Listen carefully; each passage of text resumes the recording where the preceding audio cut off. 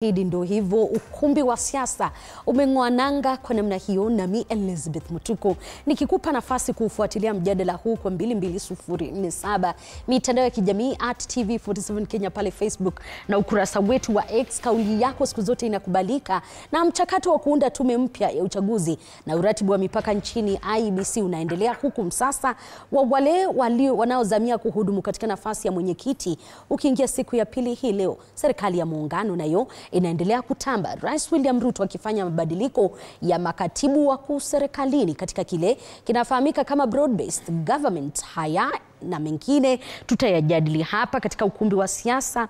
Jina langu nilivyosema ndio hivyo, na studioni kwa mara ya kwanza baada ya miaka mingi zaidi amerejea ni seneta wa Kitui, anafahamika kama Enoch Wambua. Karibu sana. Nashukuru. Ulipotelea wapi mwanzo? Sijapotea, mimi ndio huyu. Umepotea, hujafika huko kwetu. Na pia CPA Ruto, karibu sana mheshimiwa. Asante sana. Umekuwa namna gani? Shukrani, nimekuwa na wakati mzuri leo, licha ni kazi mingi sana. Nakumbuka tumekuwa na kazi mingi kutoka asubuhi saa 1. Uzuri hiyo kazi pia tutapata nafasi kujadili hapa. Ninajua tume ya IEBC mchakato wenyewe umeanza. Lakini la mno wakati ambapo unasikia wakati wale ambao wanahoji kuna kitu ambacho kinajitokeza, na ni kutokuaminiana katika kuundwa kwa tume hii tangu jadi na tangu chaguzi ambazo zimepita. Ni kipi ambacho kinachangia ile mistrust katika swala la IEBC? Maybe nianze Liz. Na mwanzo kwanza nimshukuru Mwenyezi Mungu kwa kunipa nafasi kurejea huku TV47. Karibu sana. Nikakuta umehamia maeneo mazuri. na bado sio. So IEBC najua ya kwamba leo kila mtu Kenya mzima anaongelea maneno ya IEBC na uchaguzi wa commissioners katika IEBC. Lakini pia tunaelewa ya kwamba tangu miaka iliyopita tume la IEBC limekuwa ni tume ambayo imekumbwa na shida nyingi sana, na sasa ukosefu wa Wanakenya kuyamini.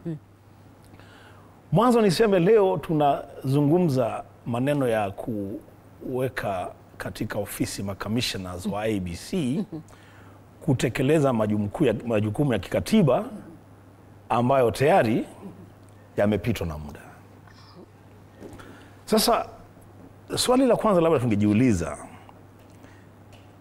ili jopo la makamishoners wa IEBC hata ikiingia kazini leo, na kunao kazi ambazo tume ilikuwa ni lazima izifanye ifikapo mwezi Aprili mwaka 2024, hizo kazi hazijafanyika, wakiingia pale wataingia kufanya nini? Kwa kazi ya kwanza wakianza kazini, wataenda kuanza kazi kuvunja katiba. Hapo sasa ndio maneno yanaanza. Ya kwamba ni watu ambao wanaenda kuingia kwa kazi kutenda kazi ambayo ingekuwa imetendwa 1 year ago, haijafanyika. Hakuja kuwa na mjadala wa kubadilisha katiba kuongeza siku za hiyo kazi kufanyika. Kwa hivyo kama basi hawa commissioners wa IEBC wataingia kazini na kuanza kufanya delimitation na kurename constituencies and wards, basi watakuwa wanafanya kazi nje ya katiba. Ina maana kwamba wataanza kazi lakini huenda wakaianza na kesi nyingi tu mahakamani. Kabisa. Tayari wako nje ya katiba. Katiba ni wazi. Ili kuweza kuendana na katiba, na nyinyi mkiwa ni watunzi wa sheria, ni kipi ambacho kinahitajika kufanyika ili wasikumbane na kesi nyingi? Manake wana kazi nyingi ambayo wanahitaji kufanya. Cha kufanyika Liz, mimi sikioni, kwa sababu hawa watu mimi hata wakati mwingine siwaelewi. Mwanzo ona ni siku gani huyu CEO wa IEBC ameenda Supreme Court kuuliza advisory opinion ya kama sasa wao wenyewe wanaweza endelea na hii kazi bila makamishoners.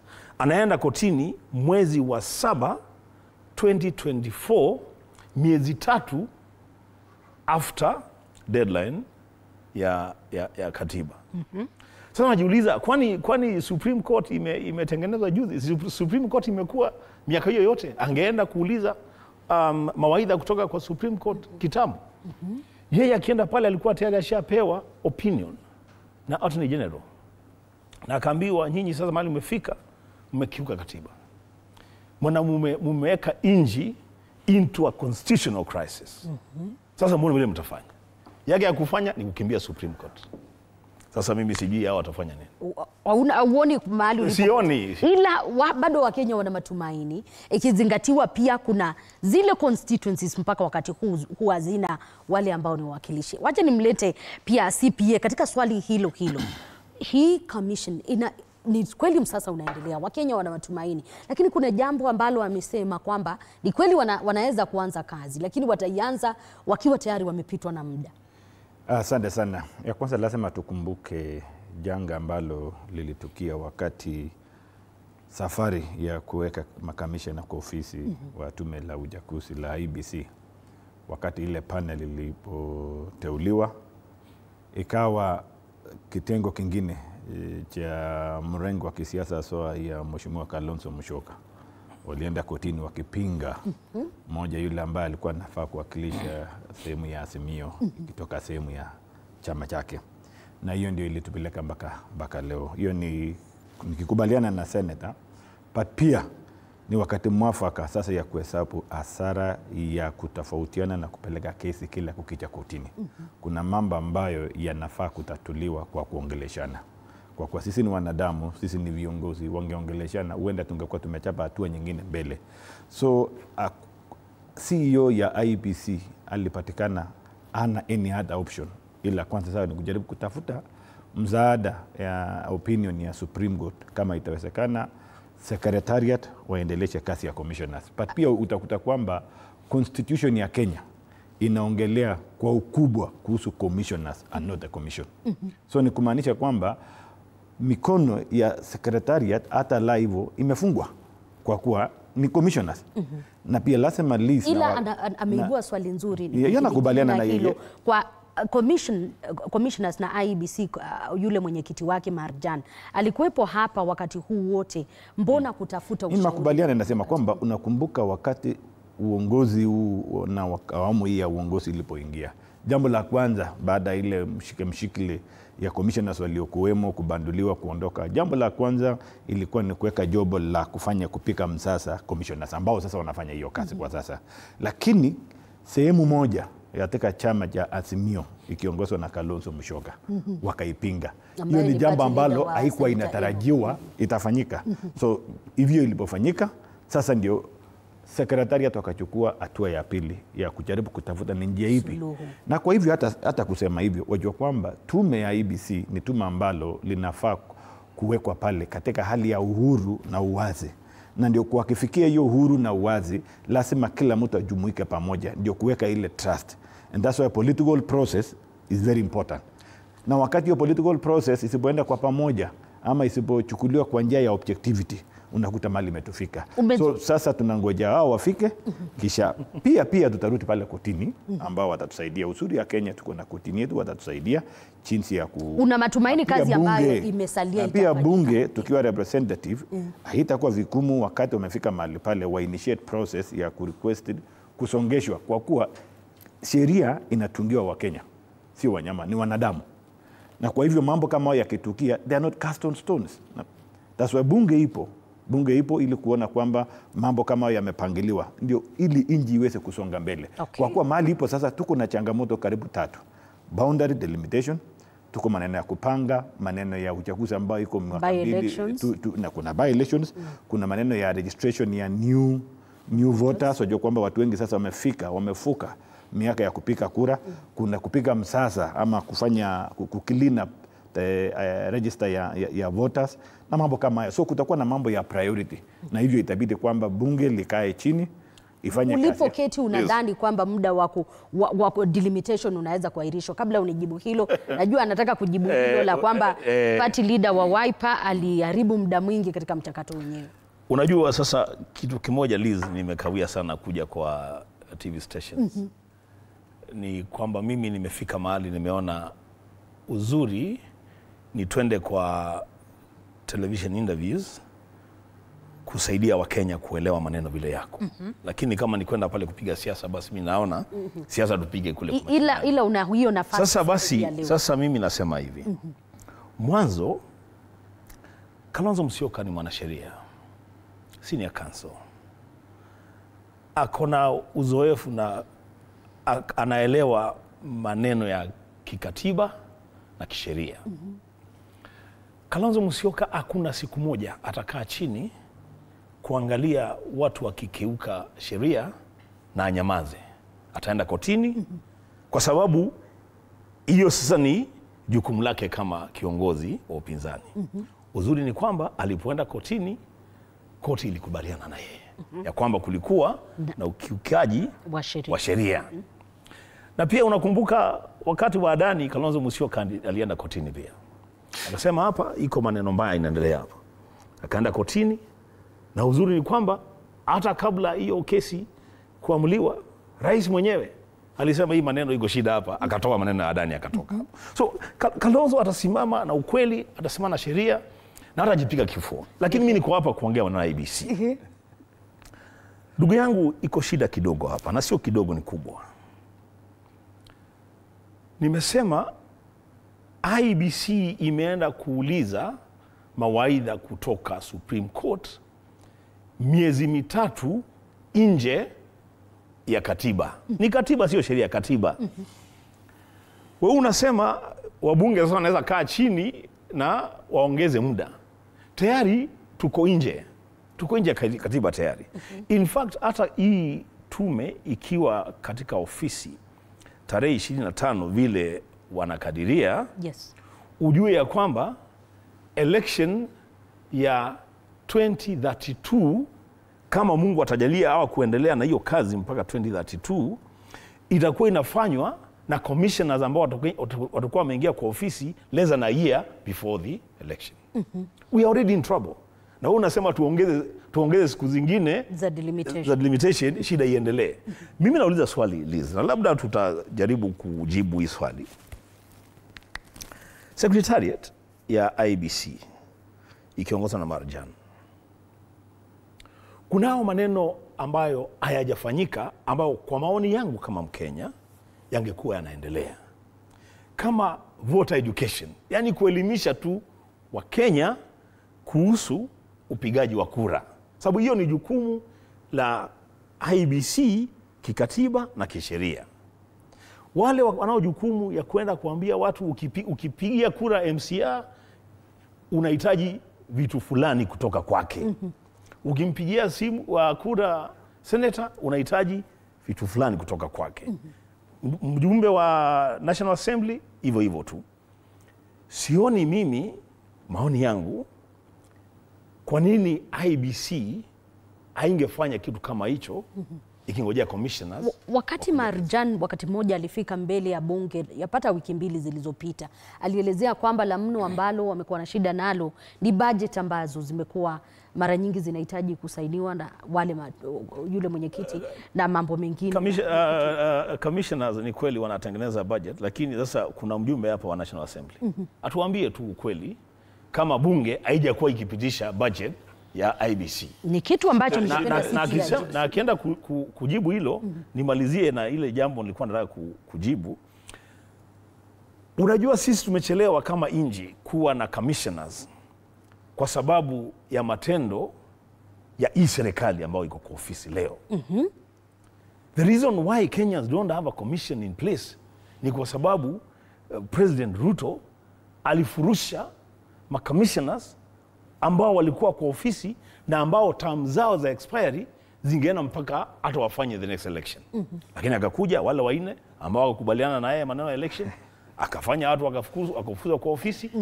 Na baada ya kufukuza, unajua katiba iko wazi na IEBC Act iko wazi, process ya recruitment ya commissioners inatakikana ianze 6 months before the expiry ya term of office ya wale commissions ambao In short, chenye unasema ilikuwa deliberate move kujipata kabisa kabisa. Ninajua CPA ni mtu wa serikali na mengi ya kusema, ila kuna swali ambalo ameliuliza, najua utajibu pamoja na hayo, kuhusiana na bajeti ambayo mmekuwa mkipitisha kwa ajili ya... Asante sana. Najua ndugu yangu anajaribu kuwepa kwamba aongei siasa, lakini anajua nena yote ni siasa. Na hivyo nasema yeye ni mtu ya kuhubiri maji kunywa divai. Lakini tuondoke kwa hiyo.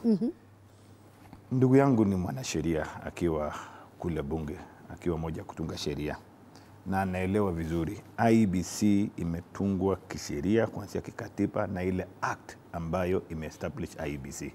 Na laiti tungejua kwamba tungekuwa tukiongea tukirifa, but pengine wakati mwingine tukipata nafasi tutakuwa tunaangalia kipengee kwa kipengee. Kando na bunge kupitisha budget ya serikali kwa ujumla na vitengo vyote ya kiserikali, ikiwemo kotini, ikiwemo bunge, ikiwemo serikali ya katusi, ikiwemo executive, pia na commissions yote. Lakini uendeshaji kazi ya commission as an independent commission kikatiba na kisheria inawatambua commissioners kama watu ambao watambatia uwezo chief executive officer kufanya kazi yake. So kwa hiyo kwanza lazima tukubaliane kwamba amna mrengo nyingine, na wajua kwamba maneno ya execution of the budget sio kazi ya bunge. Bunge ni oversight, haiwezi fanya kazi ya kwenda kukaa chini na kuexecute. So jinsi sheria iliwekwa ilipatia uwezo yote nzima kwa commissioners. Inawatambua commissioners more than kutambua secretariat. Kwa hivyo kulingana nawe kuna baadhi ya majukumu sasa, unless nielezwe leo kwamba kuna nafasi, kuna mwanya ya kisheria ambayo ingetumia kupatia uwezo CEO Marichan kutekeleza kazi ambayo kwanza lazima ipewe uwezo na commissioners kwa kukaa. Jambo lingine lazima kwanza nitampatia nafasi. Ameongelea kwamba hii serikali imechangia pakubwa maneno ya commissioners kutoka kwa ofisi. Inaeleweka vizuri. Inaeleweka vizuri ile shida iliyofanyika ilipatikana wakati wa uchaguzi. Inaeleweka wale makamishoners kina Cherera 4, wengine walijiondoa baada ya mambo ulipochemka, wengine kama yule dada anaitwa nani, Masit aliamua kupitia mfumo ama the process ya tribunal, and tribunal ikampata na makosa. So ya muhimu sioni sehemu rais alichangia kitu yenye kuna due process inafuatwa. Lakini unasema hamna majukumu ambayo IEBC ile secretariat ingeendelea. Mimi nataka nielezwe leo because the problem with IEBC ni kwamba ndio IEBC kuwe lazima ni commissioners ambao wanateuliwa kupitia process ya kisiasa, so that wale ambao wanaongoza ama wakiongoza inji nzima ifeel kwamba iko na Seneta Wambua kwa hapo uzuri ni kwamba atakueleza. Asante ndugu yangu. Mwanzo niseme mimi sihubiri maji na nakunywa divai. Haya ni maji yana. Ya pili, ndugu yangu, nitakuuliza wewe uangalie sheria ambayo imeunda IEBC na uisome tu vizuri.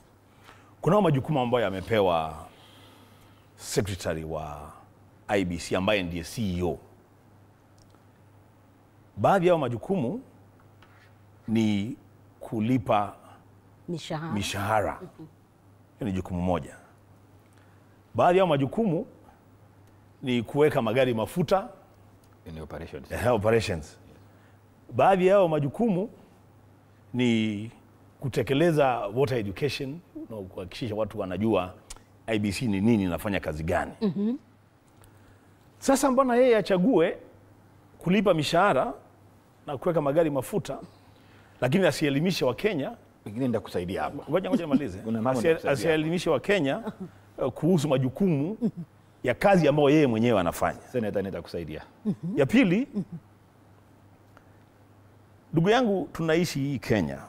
Na wewe umesema tunaongea siasa. Na si siasa, ni vile tu IEBC pia nao ni tume ambayo ina masuala ya siasa. Ni kama mtaikwepa kwa namna gani? Na mimi ile swali nilikuwa nimeuliza ambao nilisema labda ikueleweka. Niliuliza ya kwamba nyinyi kama wabunge wa National Assembly, and by the way Liz, ijulikane kwa Wakenya wote ya kwamba sasa sisi kama bunge la Senate tumefanya uamuzi kupitia kwa resolution ya kwamba budget zote za independent commissions lazima zipitie kwenu kwa lile Senate na kwa National Assembly.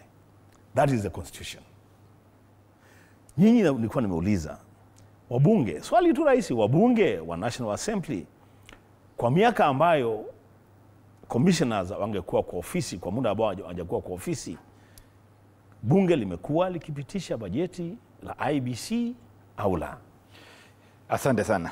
Hivyo ndio nataka nikusaidie Senate na pia na kueleza Wakenya kwamba ofisi ya IEBC inaendelea ikiwa na secretariat, na wajua kwa ofisi iendelee kuna administrative cost. Administrative cost ni tofauti na cost ya kutekeleza wajibu ya IEBC ambayo inahitaji commissioners wakae, including budget preparation. Sheria inapatia mamlaka commissioner ila mmekuwa mkipitisha bajeti administration peke yake, lakini zile vitu ambavyo inahitaji resolution kikao cha commissioners wakae, wapange strategic plan, wapange programs ya IEBC, ikiwemo pia mafundisho. Hiyo ni programs ya commission ambayo commissioners lazima wakue pale, they should be live, wakae chini. Ile ambao inaendelea na utashuhudia ni ile ambayo inawezesha IEBC iweze kuendelea. Hiyo ni purely kumaanisha kwamba Mkenya atasema kwamba wamekuwa wakilipwa mpaka commissioners. No, of course kuna makaratasi ya ofisi lazima ipangwe. I'm sure hata agenda siko tayari. Commission tu ikimalizwa ikikuja kupitisha agenda tayari washapanga sasa mikakati ya kufundisha. Wamepanga kazi ya register, yes, hawawezi kuimplement. So mpaka wakuje wakae chini, uiweke kwa resolution, ipitishwe, wapitishe za budget, specific budget kama hayo. Wakifika leo hata baada ya kumaliza budget ya mwaka huu, tutafanya supplementary one ili kuweza kushughulikia. Na ukiona budget policy statement tayari tumeangazia ile budget policy statement ambayo iko kwa bunge tayari imeangaziwa zile gharama, zile pesa ambazo ceiling nakumbuka, yani ceiling ya IEBC ishawekwa. Umesema hiyo ceiling, ikanikumbusha kwamba Marjan wakati ule akitetea bajeti yake na tume hiyo ya IEBC alisema kwamba wanahitaji ili kuweza kutekeleza pamoja na uchaguzi utahitaji shilingi bilioni 61.7. Na wengi wa Wakenya kila siku huuliza ni kwa nini our elections are so expensive. Liz, unajua sasa umepatia ndugu yangu barabara ya kukwepa, lakini acha tumrudishe. Acha turudi hapo basi kwa budget hapo kidogo. Kwa sababu unajua kuna maneno ambayo lazima tuambie Wakenya ukweli. Yeye anasema hizo kazi ambazo Marajani na watu wake wamekuwa wakifanya ni administrative. Surely nakubali. Ndugu yangu, kunao maeneo ya bunge manne, kaunti moja, na maeneo ya ward kadhaa ambazo hawajafanya by election. Yes. In fact mimi nahurumia sana, zaidi sana Banisa. Watu wa Banisa. Yes. Wale watu hawajakuwa represented katika hii bunge. Na ukweli wewe ni CPA, wewe ni mtu wa kama unajua there can never be taxation without representation. Wale watu hata wangeungana waseme wasilipe kodi kwa sababu hakuna mtu anawakilisha pale. Wao wako peke yake. Umesema watu wa Banisa wanastahili kukwepa kulipa ushuru. Ndio hivyo. Hawa watu hawajawakilishwa. Ngoja kidogo. Nakuja rais akilishi watu wa Banisa. He doesn't represent the people of Banisa. Excuse me. The people of Banisa, the people of Kenya. Mbona wewe watu wa Kesesi wako na wewe na wako na rais? Wewe watu wa Kesesi hiyo ni kwa bahati mbaya, hiyo ni kwa bahati mbaya. Lakini hata hivyo rais ako na chuku. Hiyo the president does not represent anyone. The president rules. He doesn't represent anyone. Anaangalia functions za president, doesn't represent anyone. Sasa Liz, swali ni hili, wale watu ambao hawana uwakilishi wamekuwa wakililia IEBC iwekwe ili wapate uwakilishi. Juzi hii bunge ya National Assembly and some members of the Senate walifurusha deputy president kutoka kwa ofisi, Rigathi Gachagua, wakamtoa kwa ofisi. Any replacement ya any political office, there is a role ya IEBC kutekeleza ambayo is not administrative, it is policy. Lakini kwa sababu ilikuwa ni mpango kutoka juu, IEBC ilipata nafasi ya kuclear Kithure Kindiki to be nominated by the president for appointment as the deputy president of the Republic of Kenya. IEBC ilipata nafasi ya kufanya hiyo kazi, which is not administrative. Kwa kotini iliwapatia uwezo. Ngoja. Ukianzia gavana, naibu gavana wa Kisii. Amalize kisha turejeni niulize endapo. Pia tuende pia huko kwa deputy governor wa Kisii. mbona IBC inapata nafasi Kwa kotini ya kufanya, na mbona waje au kwenda kotini wakati ule wa Banisa? Mbona kwenda wakati wa Uguja? Wakati wa Magharibi? Na kotini ilieleza vizuri kwamba secretariat haina uwezo ya kuconduct by election, lakini iliwapatia uwezo kwa kuwa ujue kwamba naibu gavana na naibu rais wote wawili, kwanza that's why naibu wa rais akutolea mtu kutoka nje, alitolewa mtu mwenye amevetiwa. He was not vetted for the office of the deputy wa watu ambaye ni bunge. Alikuwa vetted kama waziri. Alikuwa vetted kama waziri. Yes, na representative ya watu ambaye ni wabunge. Wale wabunge au ndio walipika kura. Na hapo ndio senator anauliza endapo inakuwa skewed. Unajua wakati ambapo mnataka hili inakuwa ni sawa, wakati ambapo hatutaki. Tunauliza IBC, they can pick and choose, si ndio? Yaani wanaweza decide ile watafanya, wafanye ile haifurahishi the system, hawafanye. That's the question we are asking. Ni swali rahisi tu. Na hapo ndio nyinyi wawili nitawauliza kwa siku ambazo mmekuwa hapa Kenya. Je, IEBC inakuanga a independent body as it is required? Sure. So ni jibu. Ehe.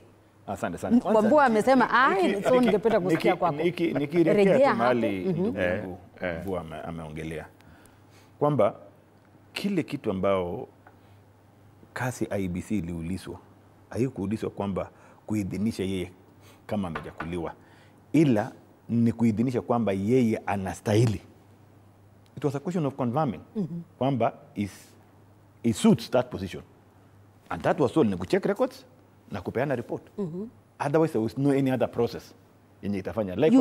Likewise to the deputy governor wa Kisii, deputy governor ya Uasin Gishu. Na hapo ndio una stick kwamba kuna majukumu ambayo secretariat haina role yenye hiyo haikuwa nahitaji na role ya commissioners, and that's why kotini iliwapa uwezo. Ndio kitu ya muhimu hapa ni kwamba ni kotini, sio selection, sio selective. Ni kotini iliwapatia ruhusa wakati ya kuchakua. Kwa hivyo Wakenya ambao wanatutazama siku hii ya leo, mheshimiwa anaweza sema kwamba hiyo IEBC ilikosa kuwakilisha wananchi mahakamani kupata baadhi ya majukumu ambayo yali. Ningetaka ndugu yangu sasa tuambie, wakati secretariat walienda kuomba, Ngawa amesema CEO Marjan alienda 3 months after. Angeeleza Wakenya kotini ilisema nini, kwa kuwa kotini is an independent office ambayo kazi yake ni ku divine ama what do you call kuangalia sheria, kuangalia sheria, kuinterpret sheria jinsi mambo ilivyo. Okay. So in the context of that, ni kotini iliangalia sheria sote na ikapatia uwezo kwamba they can, because the law quotes IEBC in the process of identifying somebody who suits a public atajibu office. Hilo na pamoja na kuniambia kama IEBC inakuanga independent ama inakuanga just another political body. Basi ni sawa. Tuanze kwa yake ili ni sawa. Mwanzo, by the time Marjan anaenda kotini, tayari amepata opinion. Akonayo tayari amepata opinion kutoka kwa Attorney General. Attorney General, kwa sheria ambazo wewe na mimi tumepitisha, is the advisor of government on all matters legal. So by the time the CEO wa IEBC is going to court, ashapata tayari advice from the AG kumwambia, my friend, you guys are already in breach of the constitution. In those words, you're already in breach of the constitution. Sasa yeye akakimbia mahakamani outside the timelines. Anaenda Julai, timelines ni March. Anaenda Julai kuuliza Supreme Court imueleze kama anaweza fanya majukumu matatu. Ya kwanza, kama anaweza fanya delimitation. Ya pili, kama anaweza fanya naming and ordering of boundaries za constituencies na wards, and then prepare for elections. Sasa turudi pale kwako kwa hii maneno ya kusema Marjan na maneno ya DP aliyapata kutoka kotini, kwa sababu yeye alifanya maneno yake administrative, ile unasema kukagua tu makaratasi. So kwa kukagua, kwa maoni yako hiyo ni sawa. Sasa mimi naulizaje? Basi si Marjan yaoge mikono? Si angesema basi kwa sababu maneno ya kuita watu for come for vetting for positions za MP na MCA ni administrative, watu walete, parties zinominate, walete, mimi niangalie niseme hawa watu they are qualified, tusimame hapo tungoje sasa commission ikuje imalizie kazi yake. Mbona yeye sasa ndugu yangu vitu kama hiyo constitution pia inaeleza process. Singependa ya kuchagua representative. Si unajua process inaanza na administration, ndio? Yeye angefanya the administrative bit. Ifike afikishe aseme basi. Zaidi ya hapo mimi nani amekwambia ni lazima na hapo ndio Wakenya bado na wengi hapa kuna mtu anaitwa sasa wako tayari namna gani ndugu yangu? Hapa ndio wakae chini Prince Kunga anasema violation ifanywe. Haya ndakwambia nani ameniambia. Ukijibu hilo nimetembea Banisa. Wale watu wajaambiwa kama kuna any plans za kufanya by election kwao. Nimetembea Magarini, si ungoje bwana. Nimekuwa pale, nimeuliza swali ni kujibu. Nimetembea pale Kakoneni. Wacha kukanganyisha wa Kenya. Administrative ni maneno ya ofisi. Hapa ndio wakati wa kwenda kwa raia, wakati commission Mkenya atauliza. Sasa wewe swali bwana imekuwa ikifanya kazi ama imekuwa imeketi pale wakikula pesa za Wakenya kwa miaka 2 na. Sasa mimi nimemuuliza huyu sasa atujibu. Ile budget umepitisha kufanya kazi gani? Hiyo ofisi. Yakula bandazi na kunywa chai. All right. Na siku umeangalia ripoti yao haijafanywa audit. Wewe sasa unajua Liz. Sio tena anatoa ripoti yake. Sasa wewe unajua you are the new officer here. Yeye akiuliza swali mimi kijibu yeye atakijibu. Ninafurahia jinsi ambavyo mnajibu maswali. Okay. Hiyo ndio utamu ya ukumbi wa siasa, maana kila mtu anapeana opinion ya side ambayo anafikiria. Lakini bado ningependa kuelewa na Mkenya yeyote, na hili ndilo swali watu wengi wanauliza hapa katika ukurasa wetu, IEBC na uchaguzi katika taifa hili. Tangu mwaka uchaguzi uliopita bilioni ambazo zimeongezeka zaidi ambazo wanahitaji ni 19 billion. Na uchaguzi wa Kenya ni mmoja wapo wa uchaguzi ambao unakuwa ni nini uchangia hili?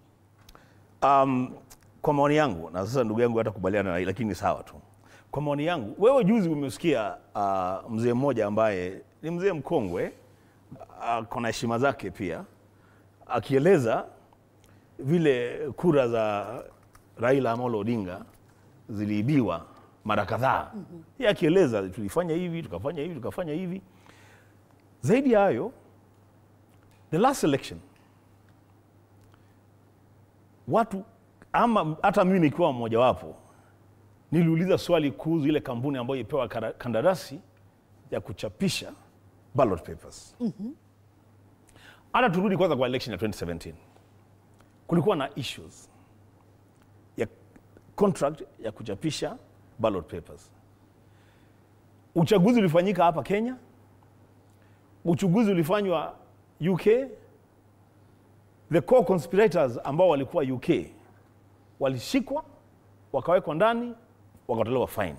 Huku kwetu hakuna hata mmoja ambaye aliwajibika kwa hiyo election. Unasema shida inatoka kwa procurement. Procurement, hapo ndio shida kabisa. Hii election ambayo ilifanyika 2022 and we raise those issues and the answer will even bear as witness. We raise those issues on the floor of the Senate. Okay. Kampuni ambayo ilikuwa imepewa hii kandarasi, hii kampuni ambayo ilipewa kandarasi ya kufanya hiyo kazi, hiyo kampuni ilikuwa almost bankrupt in Greece. Mimi kwa hapo sitapinga ndugu yangu Senator, especially on issues pia ya administrative, because hiyo haihitaji siasa. Hapo watu ambao wameandikwa kazi kwa ofisi kutoka CEO na secretariat ya technical people. Yes. Na wanafaa kutekeleza kazi yao kwa wajibu na kulingana na sheria na pia kulingana na hutu ya kufanya kazi kuwajibika.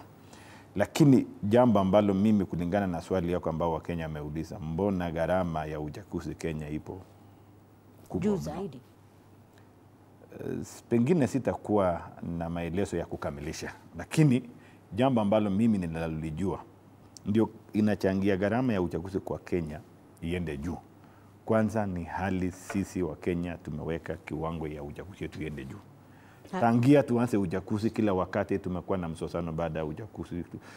Unakumbuka curricular report ilikuja ika point out on issues, any issues curricular point out. The subsequent election ilibidi wame correct. Tukaenda Supreme Court wakati wa Maraga, ile vitu Maraga aliraise, kabidi IBC imeongeza gharama ya kuona kwamba wameidhimisha yale caps ambao kotini leta. Mpaka hata ukiona maamuzi ya juzi ya Supreme Court utakuta kwamba vitu mingi ambao yaliyotachwa kwa ile maamuzi ya 2017 yaliangaziwa vilivyo katika uchaguzi ya 2022. Hiyo yote ndio iweze kufikiwa. ICT, hiyo technology inafaa kutumika. Na usisahau pia Kenya ni mmoja wapo ya nchi ambao katika ile ya representation ama wale viongozi wanaochagua wako wengi mno. Tunachukua viti ngapi? 6 kwa pamoja. Tuko na kiti ya rais akiwemo na naibu yake, tuko na kiti ya governor, tuko na women rep, tuko na MP, tuko na senator, mpaka mwakilishi wa ward. Na yote documentation yake, preparation yake ni independent from the other.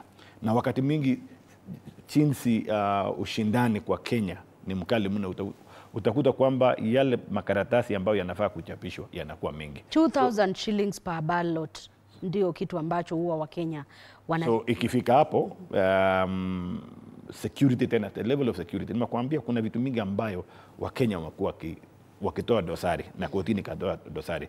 So hiyo ni kumaanisha kila dosari ambayo inaotolewa na maamuzi ya kotini ili tuweze kufikia agenda ama objective ya uchaguzi ya uwazi. Tuko pamoja, ya uwazi, yani to be independent, credible,